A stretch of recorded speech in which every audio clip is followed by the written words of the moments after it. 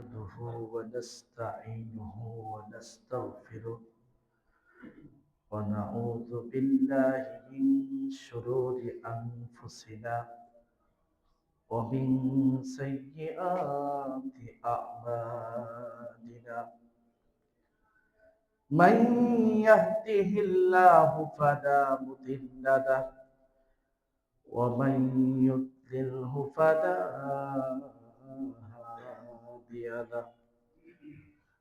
ونشهد أن لا إله إلا الله وحده لا شريك له وأن محمدا عبده ورسوله.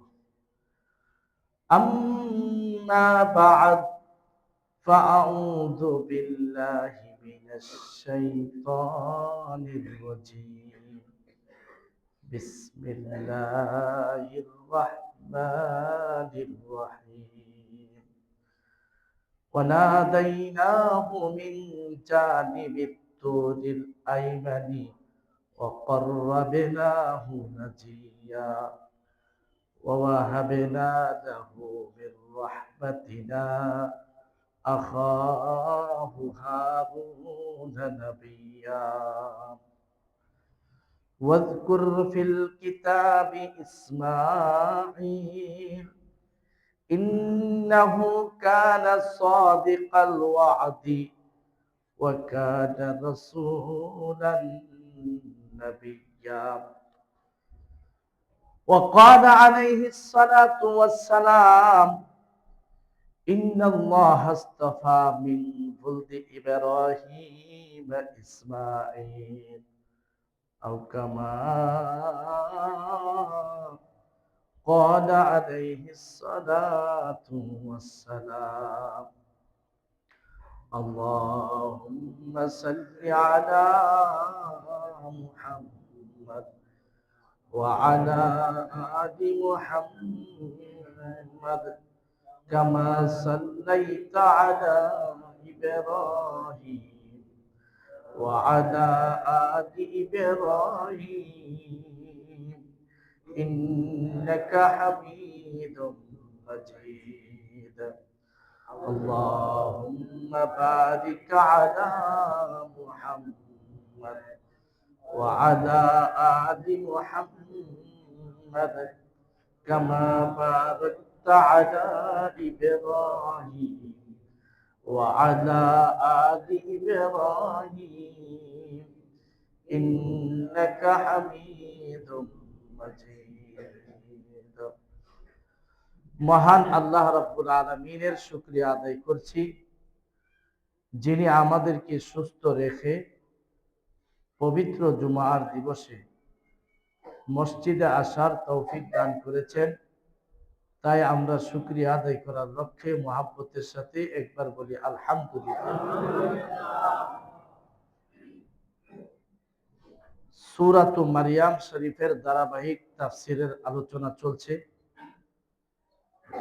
আজকে আপনাদের সামনে সূরা মারিয়াম শরীফের 52, 53 এবং 54 নং আয়াত তিলাওয়াত করেছি।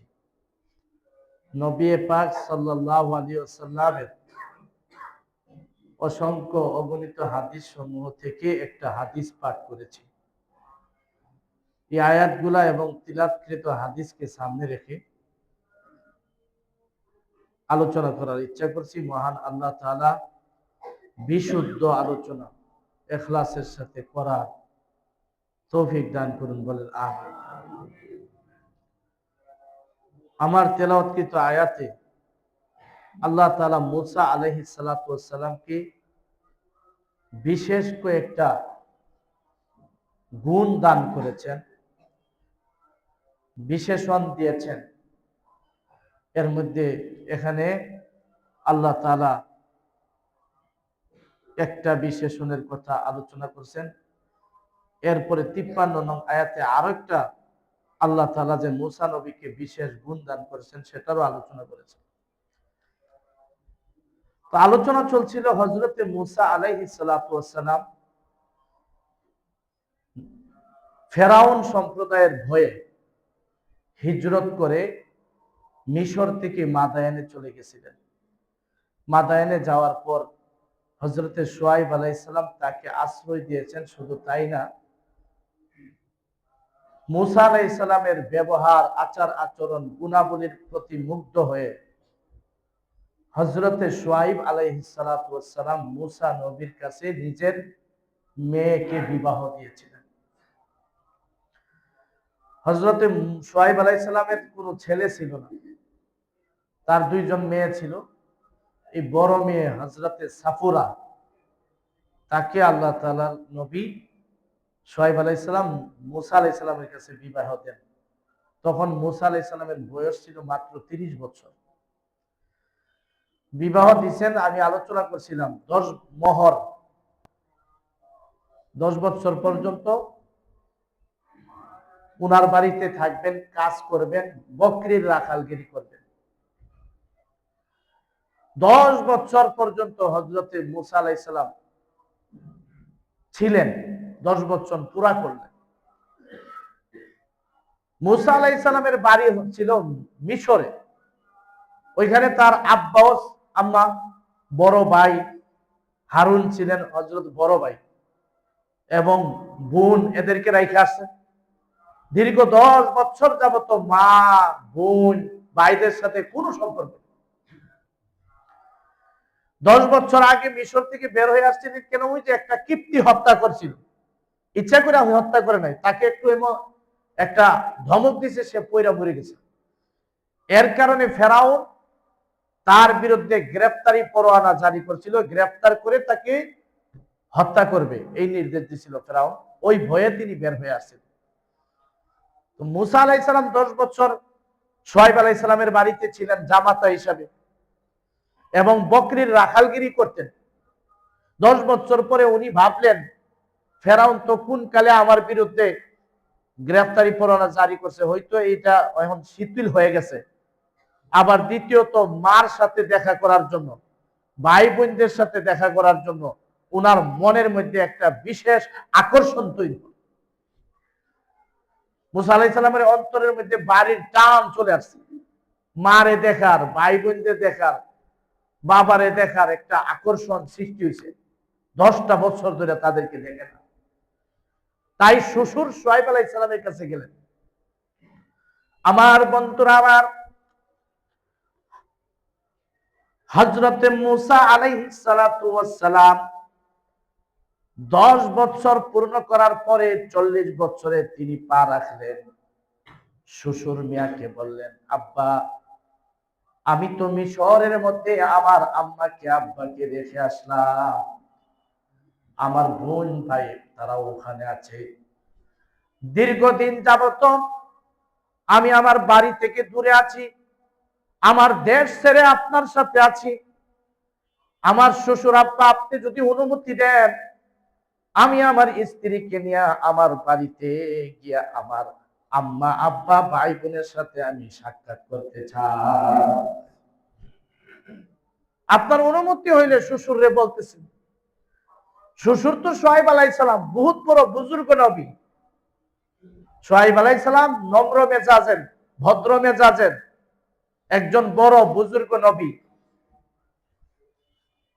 হযরত শুআয়ব আলাইহিস সালাম বললেন, আমার জামাতা, আপনি যাবেন, কোনো অসুবিধা নাই, আমি অনুমতি দিলাম, যান, আমার মেয়েকে সাথে নিয়েই যান। শুআয়ব আলাইহিস সালাম অনুমতি দিলেনই না, শুধু জামাই মিয়ারে উপহার হিসাবে কিছু বকরি দিলেন, বিশাল একটা বকরির একটা বিশাল অংশ দিলেন। বকরির পালের থেকে অনেকগুলা বকরি দিলেন। এই বকরি গুলা দেখাশোনার জন্য সাথে সেবক দিলেন, কর্মচারী দিয়া দিলেন। আর নিজের মেয়েকেও দেখা শোনার জন্য কিছু দাস দাসীও দিয়া দিলেন। যান, কিন্তু যাবেন যে মিশর যাইতে গেলে রাস্তা, যে মূল পরিচিত রাস্তা দিয়ে গেলে কিছু দেশ পড়বে, আর ওই দেশের রাজারাও অনেক জালেম। তাই আমার শ্বশুর বলতেছে, জামাইরে, পরিচিত রাস্তা দিয়ে আপনি যাবেন না। আবার আপনার সাথে আছে অনেকগুলো হাদিয়া, বকরি, কিছু উপহার শুআয়ব আলাইহিস সালামের এইগুলা দেখলেও তো ছিনতাইকারী নিয়ে যেতে পারে, তাই আপনি অপরিচিত রাস্তা একটা বইলা দিলেন, এই দিকটা সতর্কতার সাথে যাবেন। শ্বশুর বইলা দিচ্ছেন সতর্কতার সাথে যান। এমন একটা সময় তিনি রওনা হইলেন, শীতকাল ছিল, প্রচন্ড শীতের মৌসুম।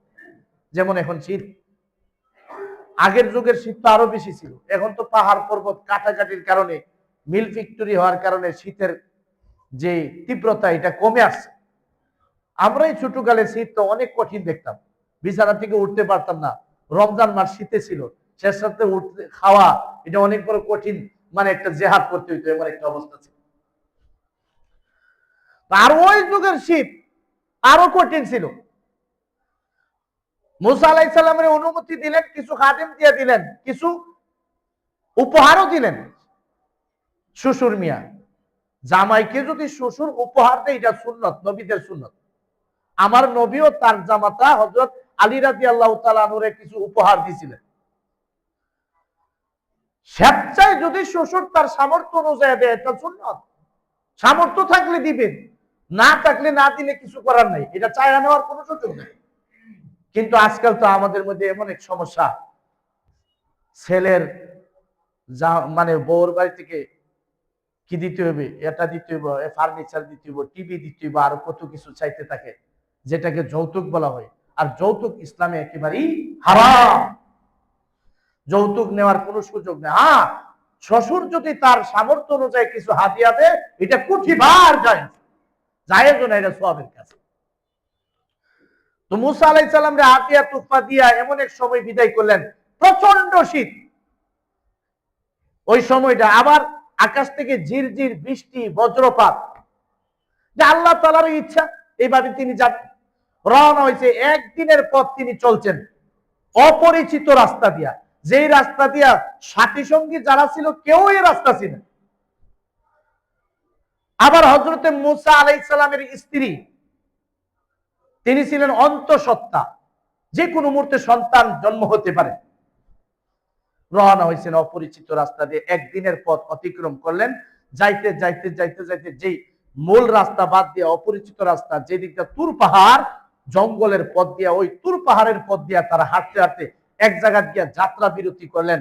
আর ওই সময় শীত, প্রচন্ড শীত, আবার বৃষ্টির একটু বৃষ্টি ওপরে, আবার আকাশে ঠাস ঠাস বজ্রপাত হচ্ছে। ওই দিকটা মুসা আলাইহিস সালামের সাথে যে আরো সঙ্গী ছিল, শুআয়ব আলাইহিস সালাম দিয়ে দিয়েছিলেন, এরাও কাফেলার থেকে বিচ্ছিন্ন হয়ে গেছে অন্ধকারের কারণে, কেউ কাউরে চিনতেছে।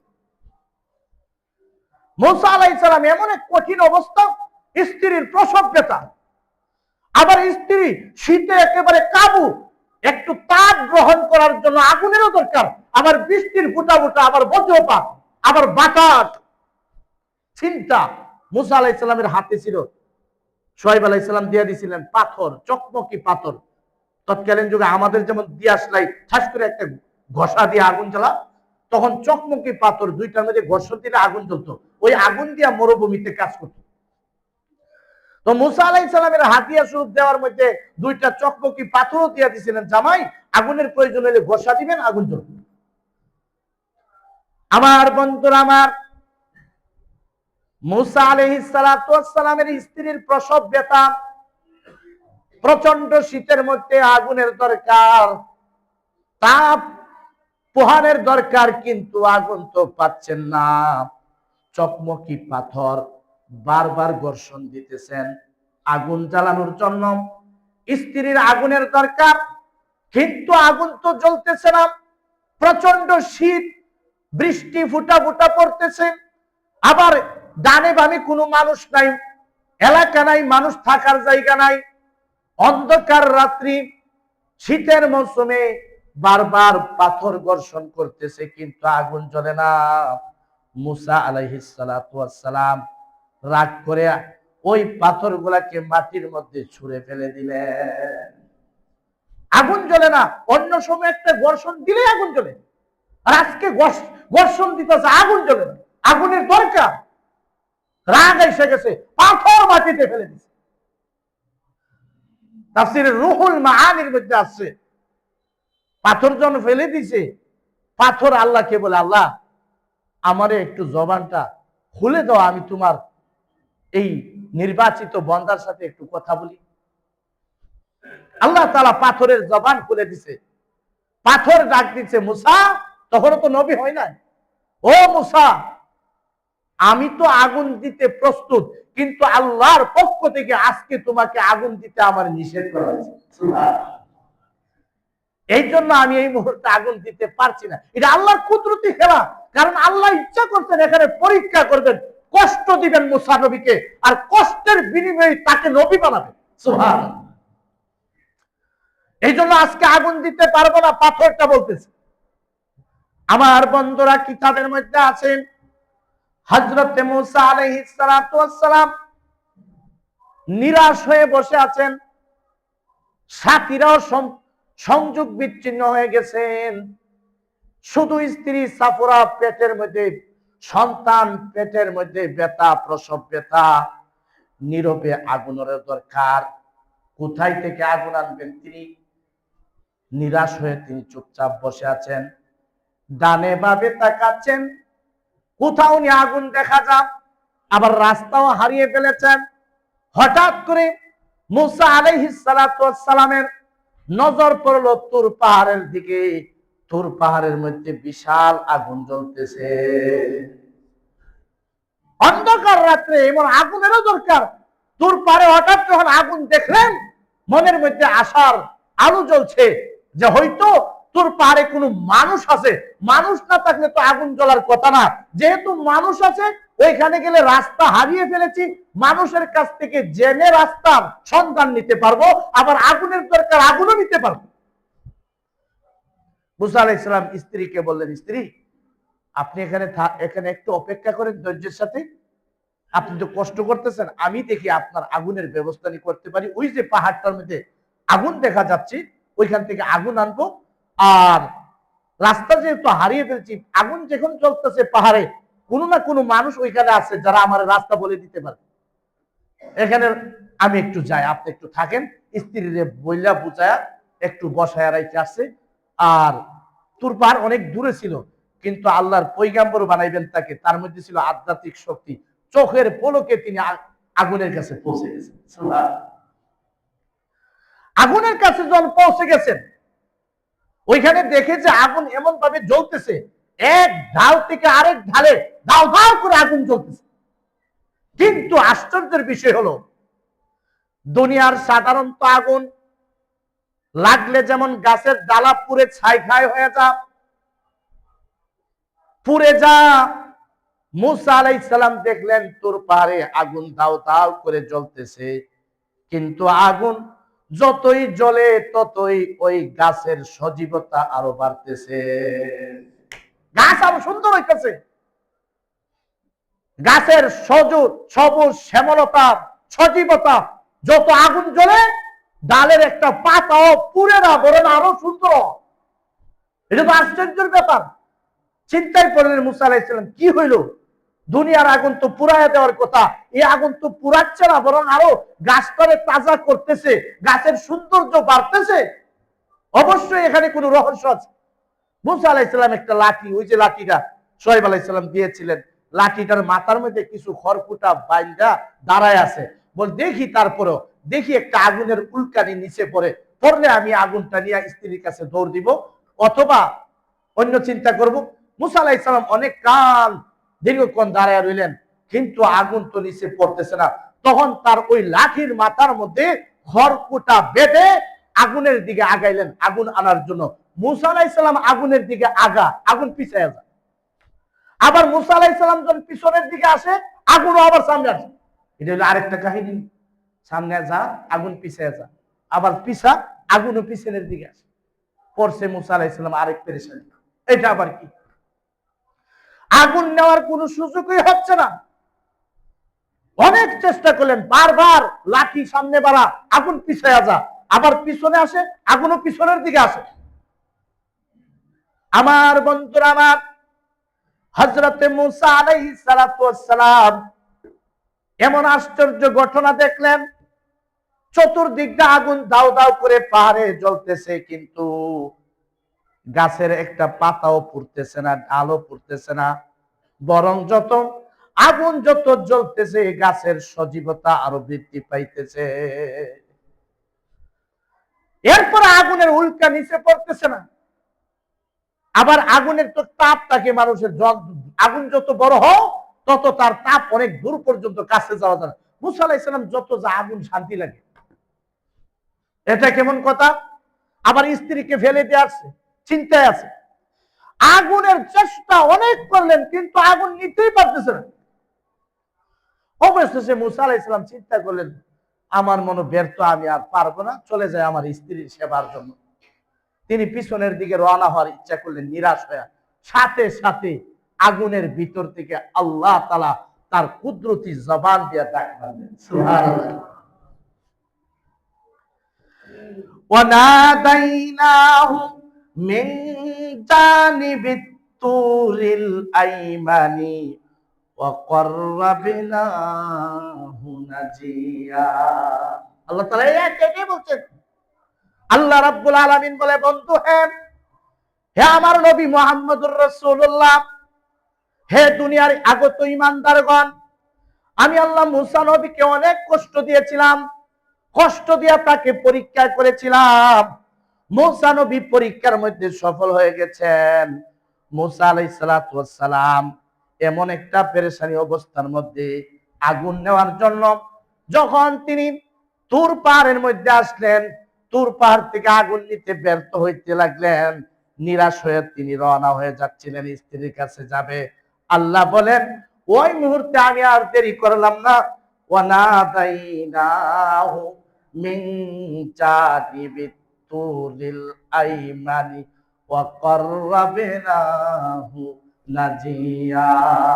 আল্লাহ বলেন, মুসা যখন নিরাশ হয়ে যাওয়ার ইচ্ছা করলেন, তখন আমি তুর পাহাড়ের উপর থেকে আগুনের ভিতর থেকে মুসাকে ডাক দিলাম, সুবহানাল্লাহ। মুসা আলাইহিস সালাম যখন রওনা হওয়ার ইচ্ছা করলেন, আল্লাহ বলেন, আমি মুসা নবীকে ডাক দিলাম। আমি তাকে একান্ত আলাপের নৈকট্য দান করলাম। ডাক দিয়া বললাম, ইয়া মুসা ইন্নী আনাল্লাহু রাব্বুল আলামিন।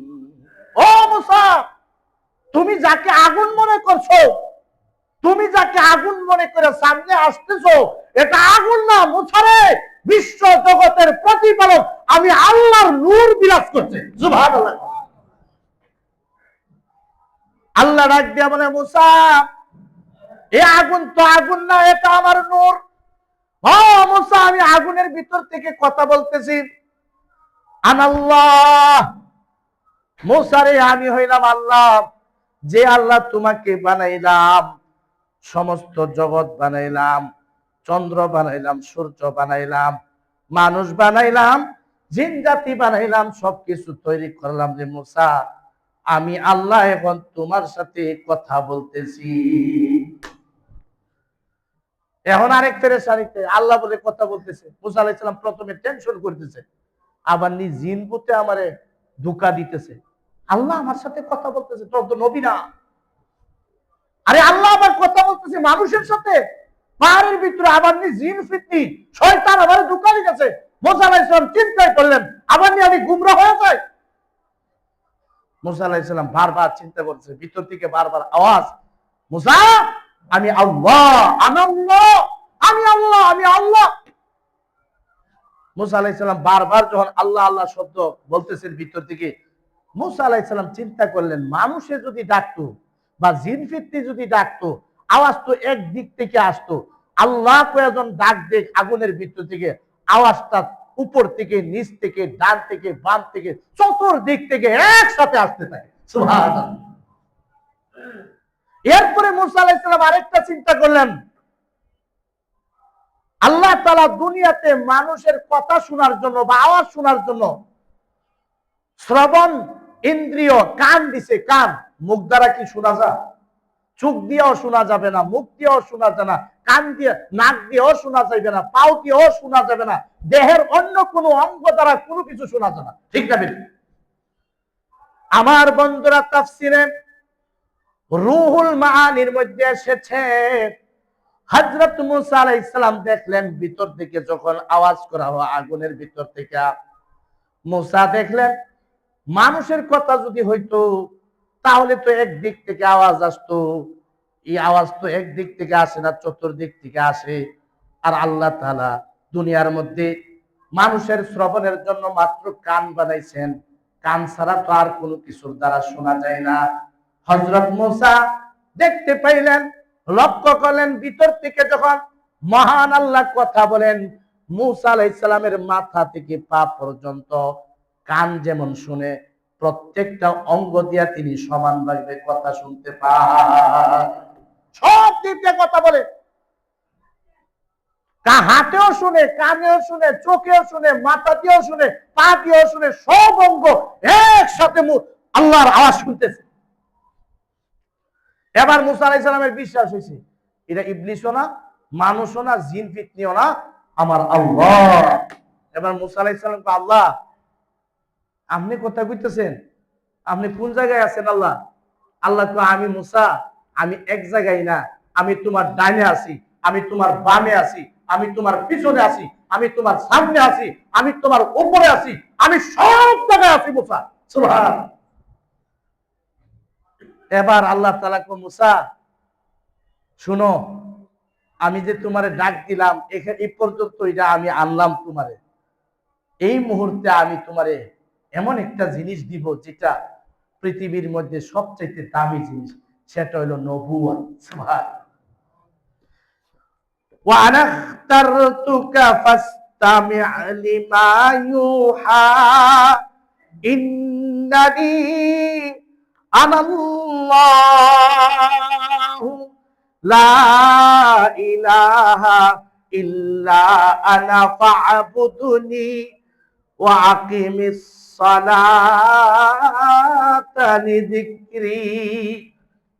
আল্লাহ বলে, মুসা একটা কাজ করো, এক নম্বর হলো কথা হলো আমি আল্লাহ, এই তুমি যেখানে যা দেখতেছো পাহাড়ের মধ্যে এটা আমার নূরের তাজালি, আর তুমি যে জায়গায় এখন আসো এটা পবিত্র জায়গা, তোমার জুতাগুলা খুলো, ফাখলা না নাই, তুমি তোমার জুতা খুলো, কারণ এটা সম্মানজনক জায়গা, সম্মানজনক জায়গার আদব রক্ষার্থে জুতাগুলা খুলে ফেল, কারণ এই জায়গার মধ্যে আমার রহমত, আমার বরকত বৃষ্টির মতন বিরাজ করছে, নাজিল হচ্ছে, তুমি জুতাগুলা খুললে তোমার পায়ের মধ্যে আমার রহমত বরকত ডাইরেক্ট লাগে যায়। সুবহানাল্লাহ। এরপরে আল্লাহ তাআলা বলে, শুনো আমি কি বলি তোমারে। আল্লাহ বলেন বলেন আল্লাহ তাআলা বলেন, আনা ইখতারতুক, আমি তোমারে এই মুহূর্তে নবী হিসাবে নির্বাচন করে দিলাম। সুবহানাল্লাহ। আমি তোমারে নবী বানায় দিলাম 40 বছর। ওয়া মুসা, আমি তোমারে নবুয়ত দিলাম। মুসা রে, আমি তোমারে নবী বানায় দিলাম, সাধারণ কোন নবী বানাই নাই। এই মুহূর্তে বর্তমানে এই পৃথিবীর মধ্যে তোমার মতন সবচাইতে বড় নবী আর পৃথিবীতে নাই। বনী ইসরাইলের মধ্যে সবচাইতে সম্মানিত শক্তিশালী নবী বানাই, এক নম্বর তোমারে নবী বানায় দিলাম। সুতরাং ফাসতামি' লিমা ইউহা, শুনো আমি তোমাকে যা বলি, কি বলতেছি শুনো। এক নম্বর নবী বানাই দেন, নবী বানাই আল্লাহ তাআলা ইসলামের মৌলিক ফাউন্ডেশন, মূল জিনিস হলো তিনটা, ভালো করে বুঝছেন। ইসলামের মৌলিক বিষয় হলো কয়টা? তিনটা মৌলিক, আর বাকিগুলো আনুষঙ্গিক। এক নম্বর হলো একত্ববাদ, তাওহীদ। ইসলামের মৌলিক জিনিসের মধ্যে এক নম্বর হলো তাওহীদ, একত্ববাদ। দ্বিতীয় নম্বর হলো রিসালাত, মানে নবী বানানো, এটা আরেকটা জিনিস। তিন নম্বর হলো আখিরাত। ইসলামের মৌলিক জিনিস কয়টা বলেন? তিনটা। এক নম্বর হলো তাওহীদ, একত্ববাদ। দ্বিতীয় নম্বর হলো রিসালাত। তিন নম্বর হলো আখিরাত। এই তিনটা জিনিস হলো ইসলামের যত বিধি বিধান আছে সবগুলার মূল, সবগুলার ফাউন্ডেশন। নামাজ, রোজা, ইবাদত, বন্দেগী, দুনিয়া, আখিরাত সব নির্ভর করে এই তিনটা জিনিস।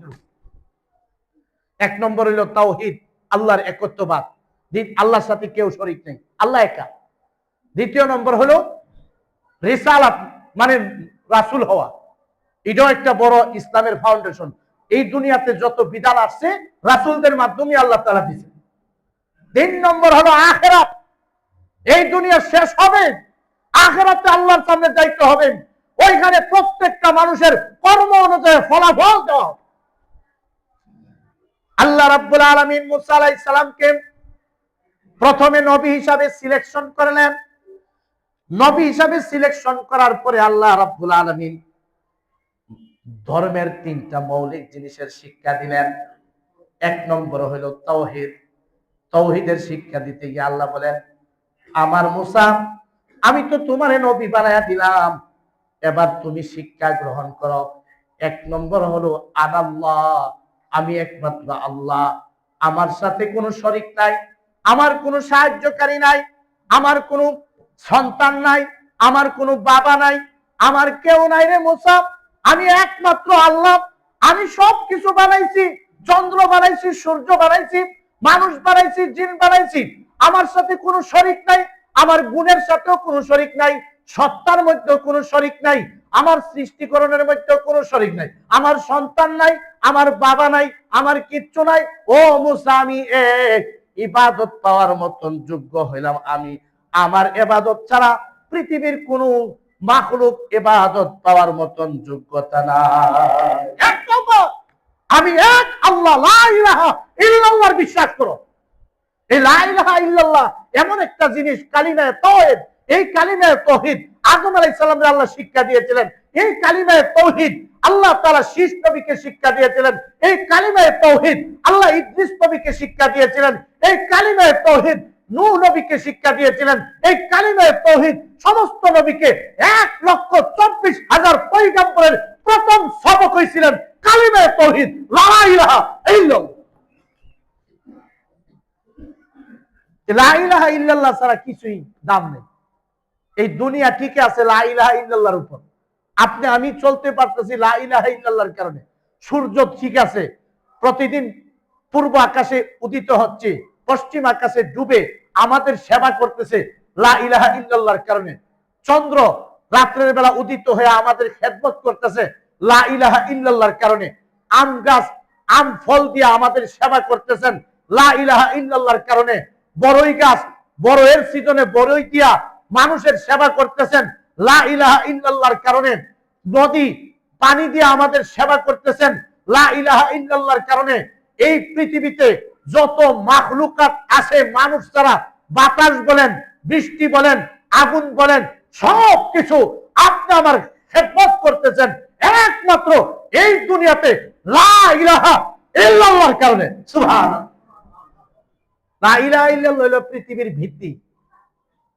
কিয়ামত কতক্ষণ পর্যন্ত? ততক্ষণ পর্যন্ত কায়েম হবে না।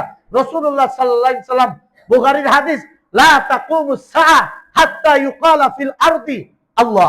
পৃথিবীতে যতদিন লা ইলাহা ইল্লাল্লাহ তাওহীদ থাকবে ততদিন পৃথিবীতে কিয়ামত কায়েম হবে না। ততদিন সূর্য থাকবে, চন্দ্র থাকবে, জমিন থাকবে, সবকিছু থাকবে। যেদিন লা ইলাহা ইল্লাল্লাহ বলার মতন একটা মানুষও থাকবে না, সেদিন কোন বাদশার জন্য, রাজার জন্য, ক্ষমতাশীলের জন্য এই পৃথিবীর সাজসজ্জা আল্লাহ টিকে রাখবে না, মুহূর্তের ভিতরে ধ্বংস করে দিবে।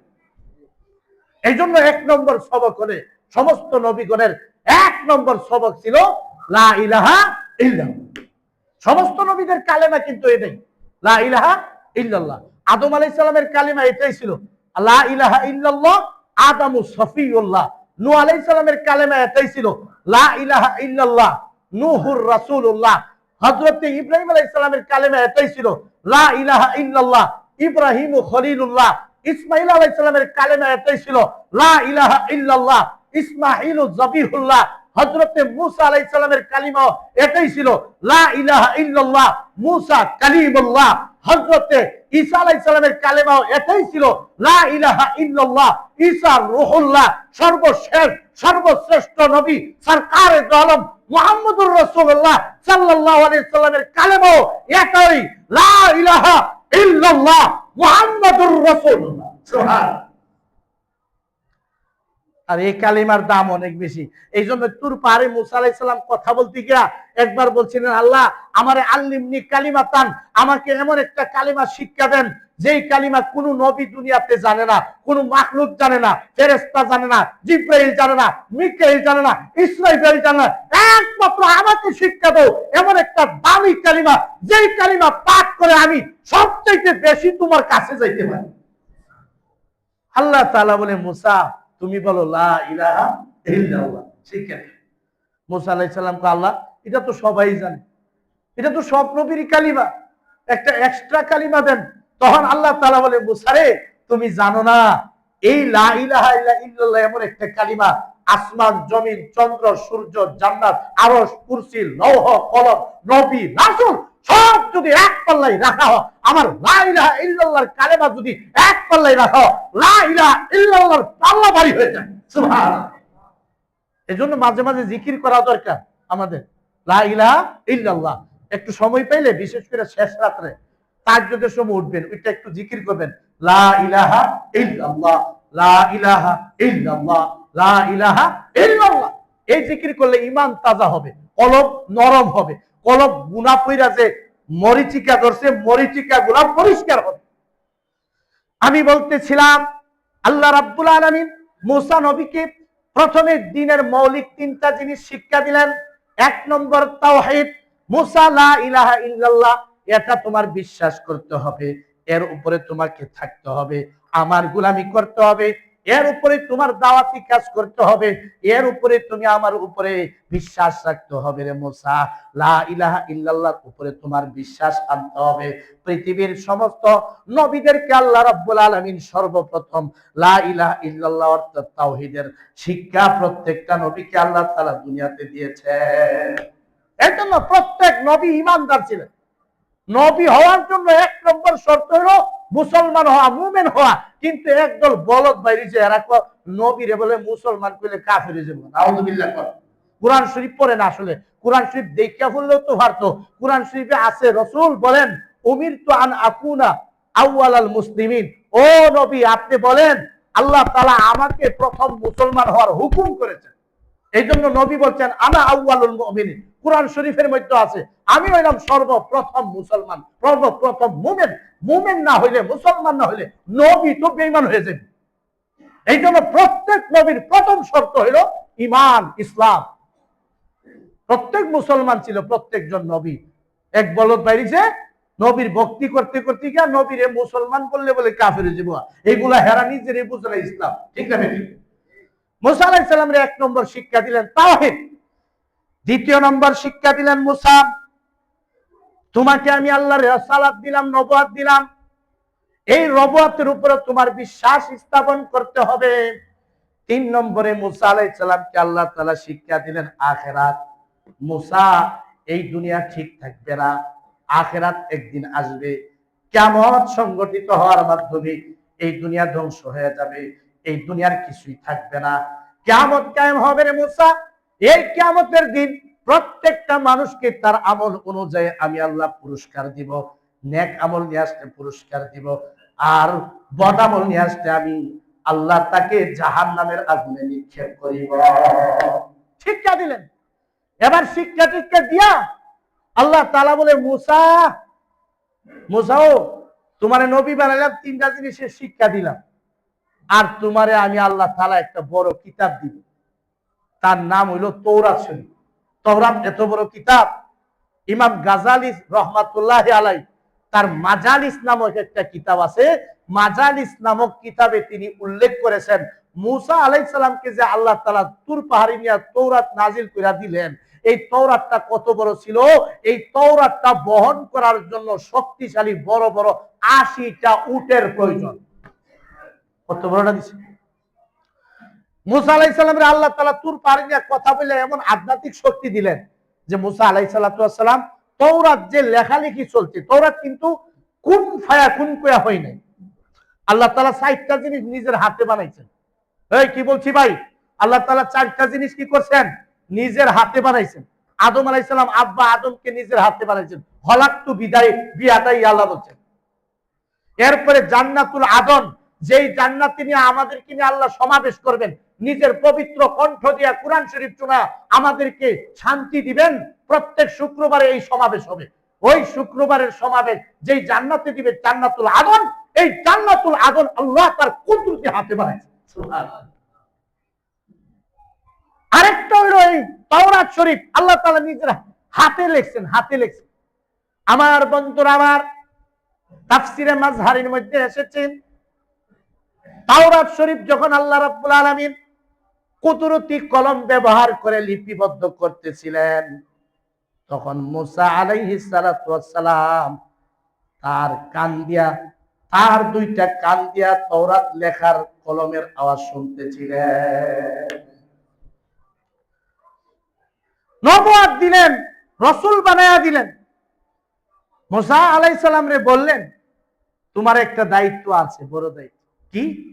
মিশরের মধ্যে বেঈমান, ওই যে বেঈমান ফেরাউন নিজের খোদা দাবি করছে, ওইখানে আমার নাম উচ্চারণ করার মতন কারো সাহস নাই।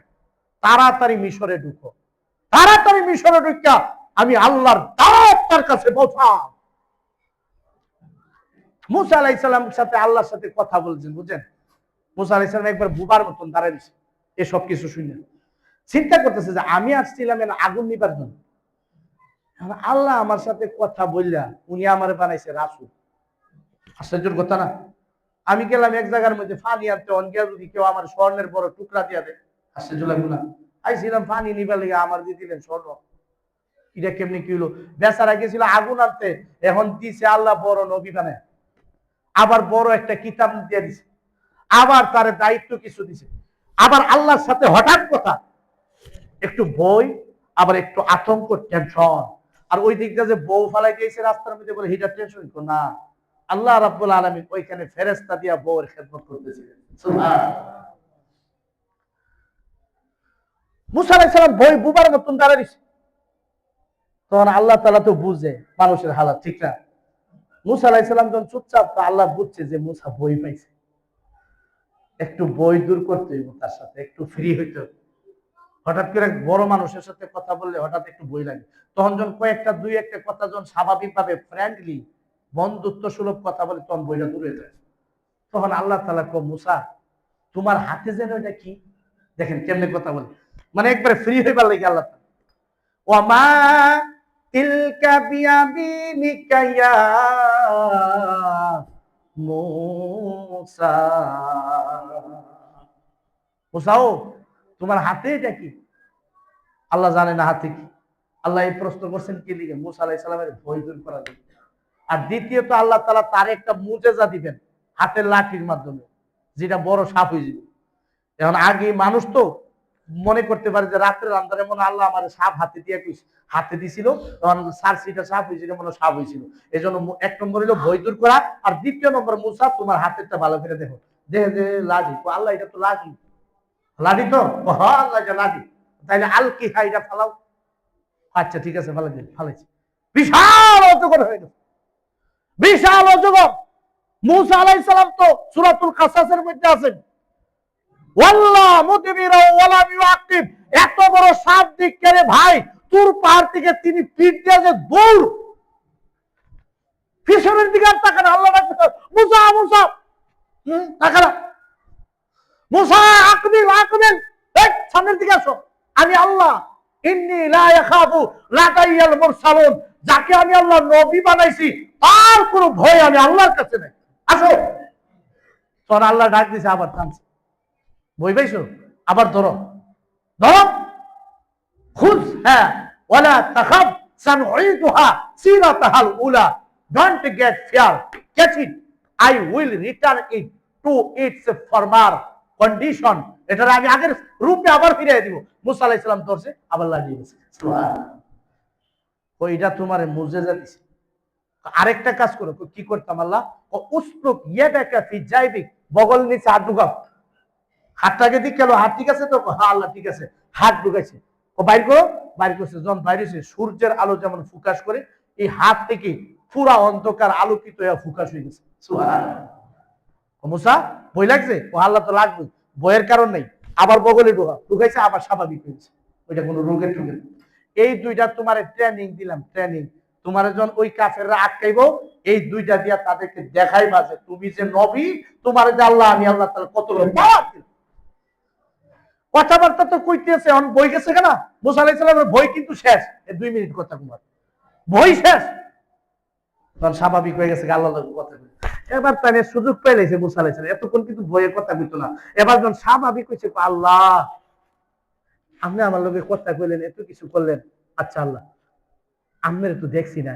হ্যাঁ দেখছো না, একটু দেখা দেন, বুঝলেন না, আপনার একটু দেখে লাই। অন্তরের মধ্যে ফাগুল হয়ে গেছে। আরিনি আনজুর ইলাইক قال لن تراني ولكن انظر إلى الجبل فإن استقر مكانه فسوف تراني فلما تجلى ربه للجبل جعله دكا وخر موسى صعقا فلما أفاق قال سبحانك تبت إليك وأنا أول المؤمنين। আল্লাহ তোমারে দেখছি না, আল্লাহ কলিজার মধ্যে তোমারে দেখার প্রেমের ঢেউ উঠতে গেছে, এই মুহূর্তে দেখা দাও, দেখবো আল্লাহকে দেখতে পারবেন। এই দুনিয়াতে দেখার শক্তি আমি দেই। দেখেন মুসা আলাইহিস সালাম দেখতে চাইছে, আল্লাহ দেখা দেন, ঠিক না? কিন্তু আমাদের নবীর আল্লাহ এত দাম দিছে। আমার নবী কোনোদিন বলে নাই যে আল্লাহ দেখা দাও, কিন্তু আল্লাহ তাআলা আমাদের নবীরে দাওয়াত দিয়া জিবরাইলের মাধ্যমে আসমান পাড়ি দিয়া পার কইরা একেবারে আরশে আজিমে বসায়া আল্লাহর নবীরে আল্লাহ দেখা দিয়েছে। সুবহানাল্লাহ। এই মেরাজের মাস কিন্তু এটা, এই মাসে কিন্তু নবীরে দাওয়াত দিয়া কেড়েছে, একবারে নিয়ে দেখা দিছে। একবার না, কয়বার দেখা দিছে জানেন? 10 বার। আমাদের নবীরে আল্লাহরে সরাসরি দেখছেন কয়বার? 10 বার। প্রথমে একবার, এরপরে ওই ষষ্ঠ আকাশে মুসা আলাইহিস সালামের সাথে সাক্ষাৎ করার মাধ্যমে 50 ওয়াক্ত নামাজ রে 9 বার যায়, আবার 9 বার দেখা হইছে নি।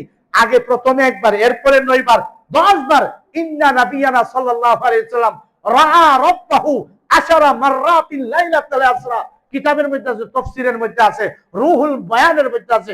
এবার একটা সরাসরি রাসূলুল্লাহ সাল্লাল্লাহু আলাইহি ওয়াসাল্লাম, আপনি আমার নবী সরকারে দু আলম মেরাজের রাতে এই দুনিয়ার চক্ষু দিয়া একবার নয় 10 বার আল্লাহকে দেখছি। সুবহানাল্লাহ।